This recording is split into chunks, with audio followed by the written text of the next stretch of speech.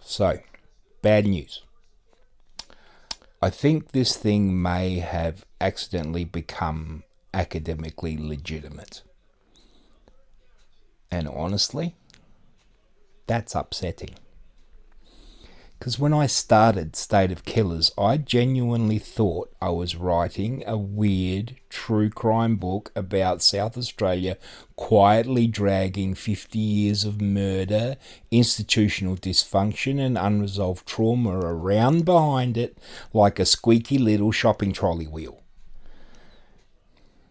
Well, to be fair, I'm still doing that, but somewhere in between Roman Hines, the Beaumont children, media discourse theory, Facebook, and a dead French philosopher named Michel Foucault, I appear to have wandered into a doctoral thesis.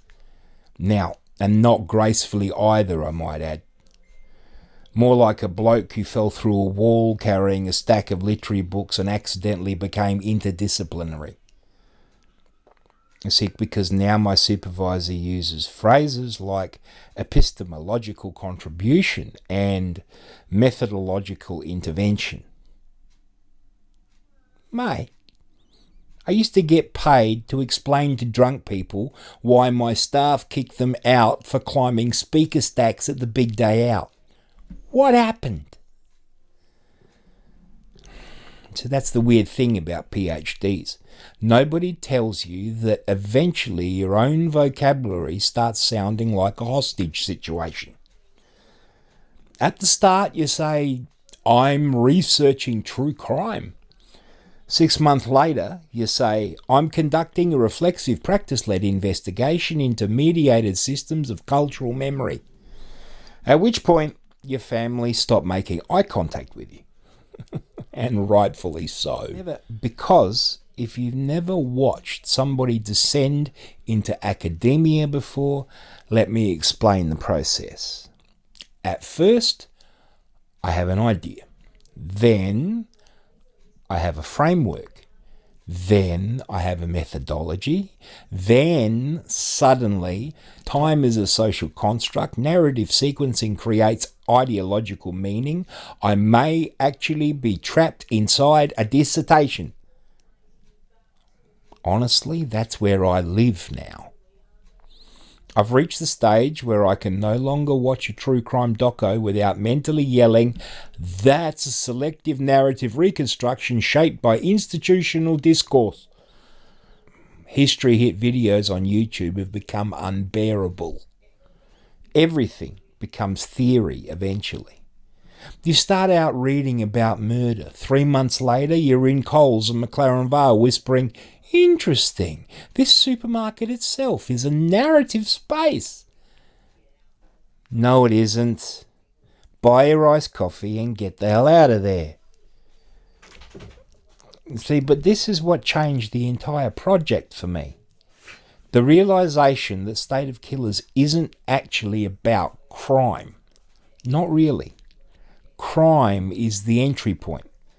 The project is about what happens after a crime.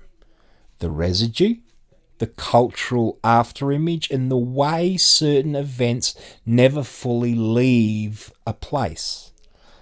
South Australia is fascinating for that, because South Australia presents itself as orderly, civilised, planned, restrained, the festival state. A place that says, please, enjoy this nice wine and fringe theatre performance while politely ignoring the screaming historical abyss under your feet.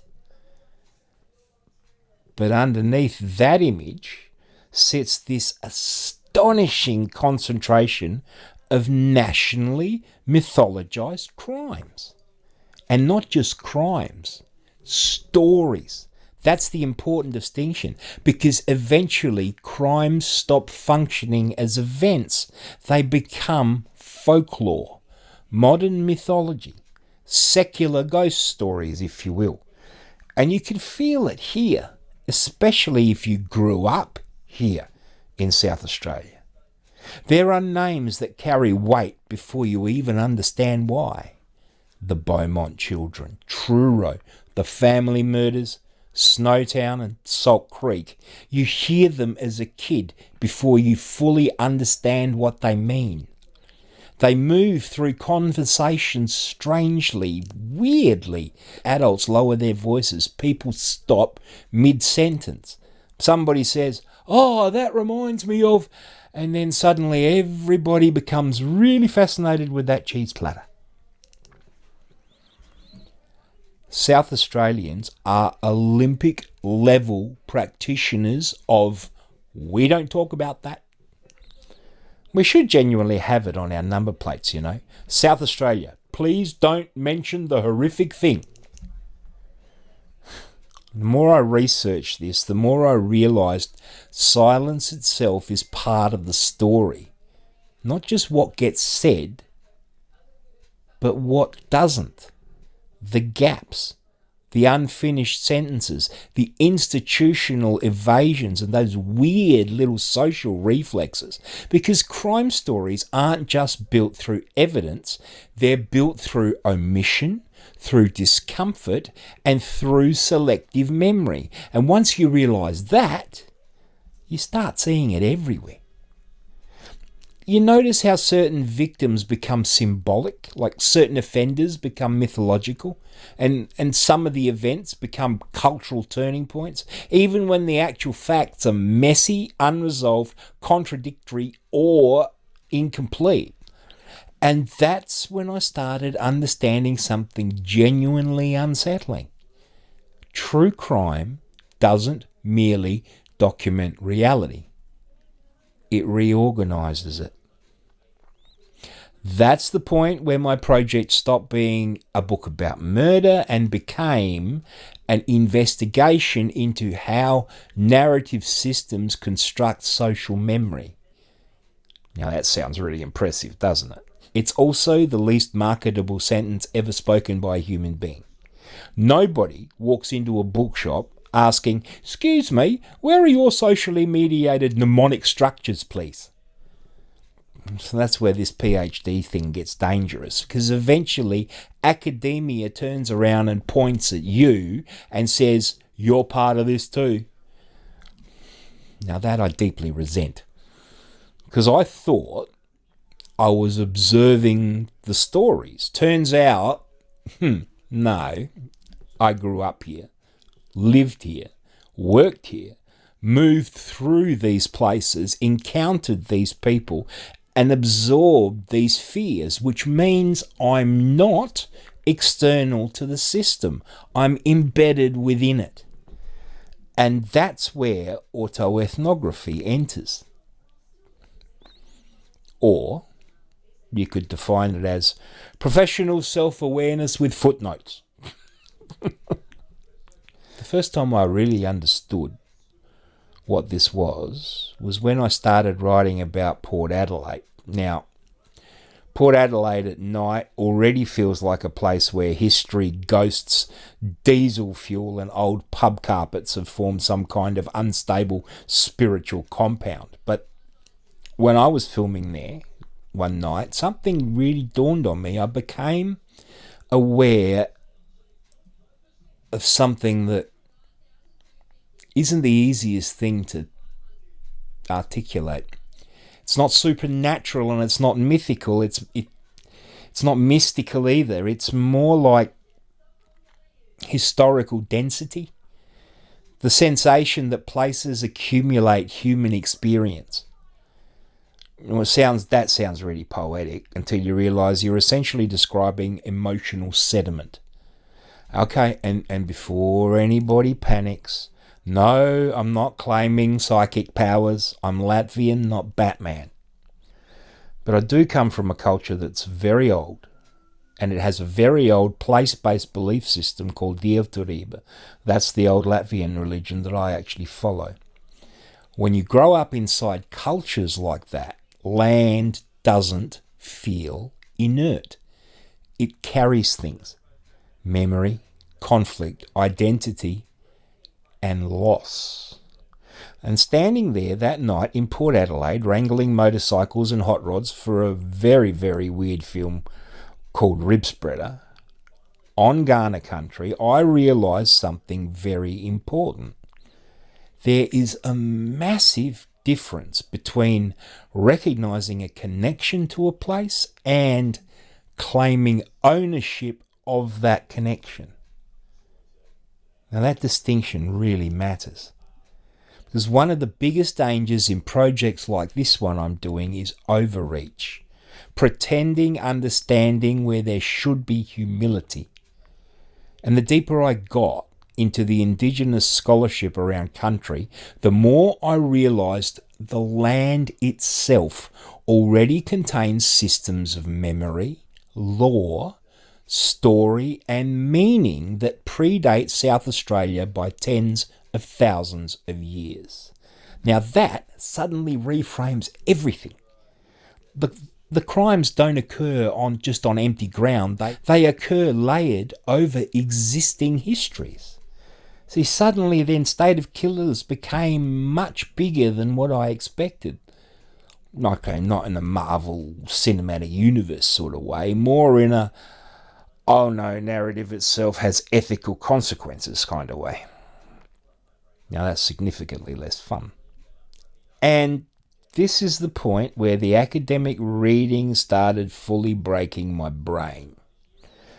Because I started reading Ricoeur and Jenkins and Foucault and Derrida and Deborah Bird Rose and Tyson Yunker Porter, and somewhere in there I lost the ability to enjoy a straightforward timeline. Now I fundamentally distrust chronology. Chronology is suspicious because chronology tricks us. It creates the illusion of progress, and that became one of the biggest revelations for my entire project so far.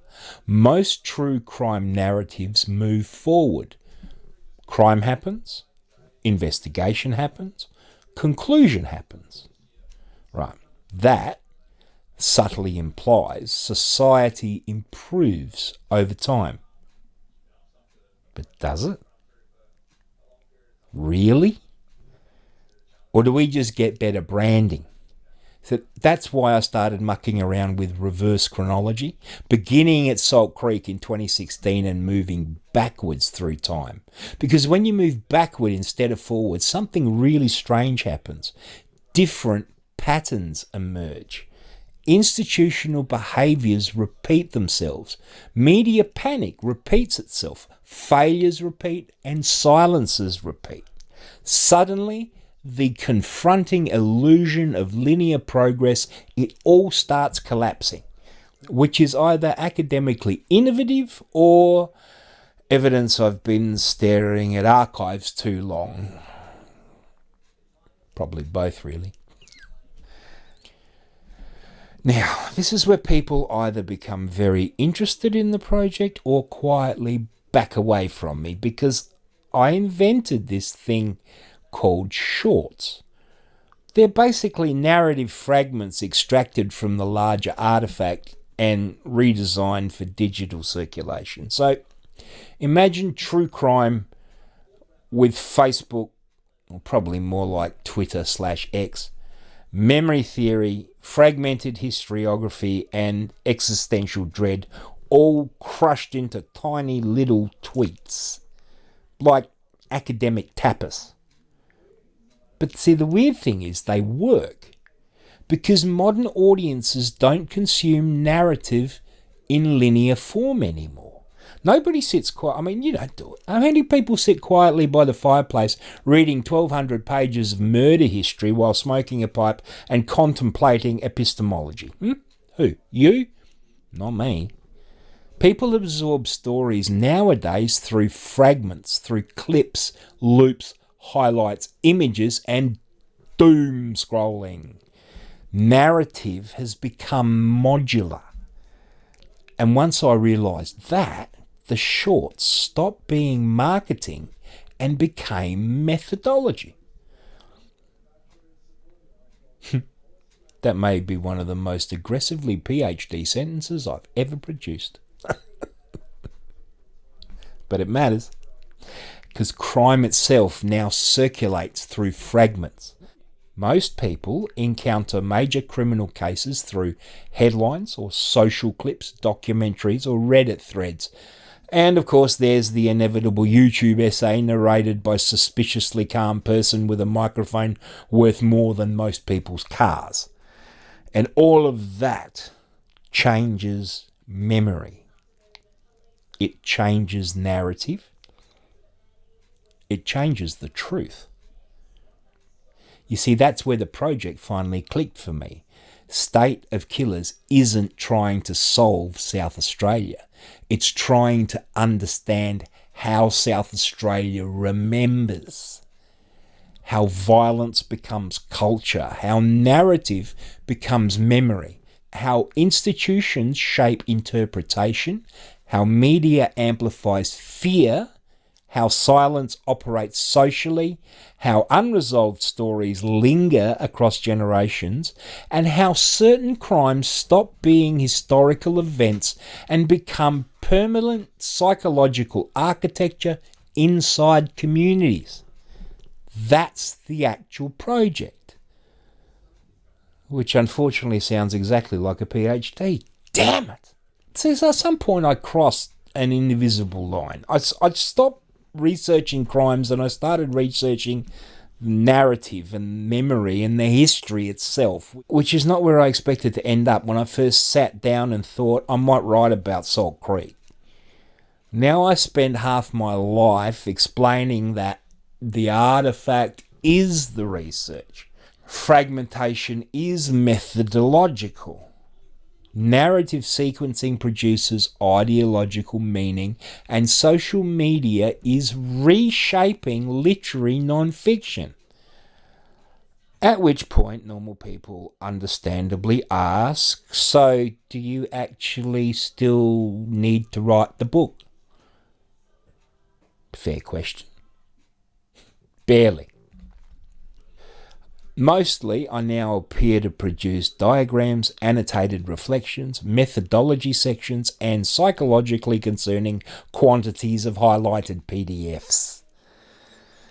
I've become the kind of person who gets excited about the epistemological implications of reflexive discourse.